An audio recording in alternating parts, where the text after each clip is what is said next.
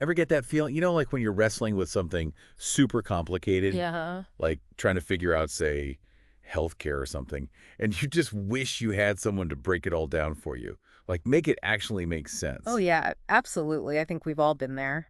That's kind of what we're aiming for today, right here on the Deep Dive. We're diving deep into the VHA, the Veterans Health Administration. That's right.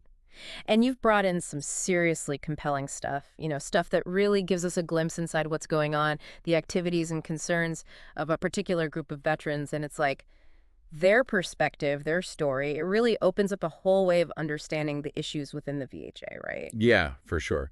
And so we're looking at this group. They call themselves Veterans for VAMC Change and Transformation. Yeah. And our goal here is to get a handle on their main arguments, what they've been doing, what they're trying to achieve. Right. And it's not about taking sides, Yeah. right? It's just about understanding their perspective. Yeah, for sure. Okay, so let's get into it. What would you say is like the core issue for this group? What's the main thing they're concerned about? Well, the heart of it, from what they're saying, is this.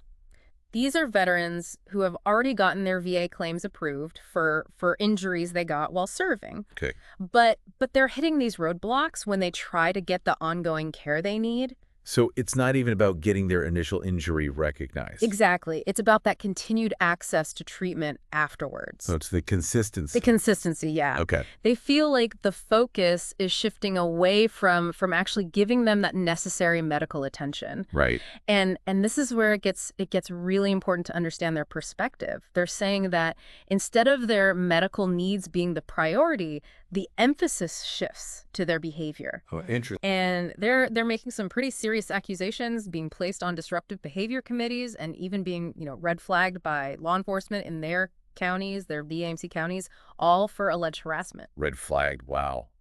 Just for trying to get medical care. That's what they're claiming. Wow. I mean, that sounds incredibly serious. It is. They're saying a huge amount of time and effort is being spent managing how they're perceived, their behavior, while their actual medical issues are either denied attention or just plain ignored. Oh, wow. You can imagine the frustration, right? Yeah. You have a service-connected injury, but then when you try to seek treatment, it's framed as a behavioral issue. Yeah. It's a really tough spot to be in. Yeah. Okay. So we're getting a clear picture of the problem as they see it. Now, let's talk about what they've been doing about it. Our sources highlight actions from January to March of this year, 2025. So where did they start? What were their first steps? Well, in January 2025, they decided to go straight to the Department of Government Efficiency, DOGE. WA, okay. They filed applications, formal ones outlining the issues they were facing. DOGE. Now, that's not an agency you hear about every day when talking about veterans' health care, right? What's their role, and why would these veterans reach out to them specifically? Yeah, you're right. It's not the usual route.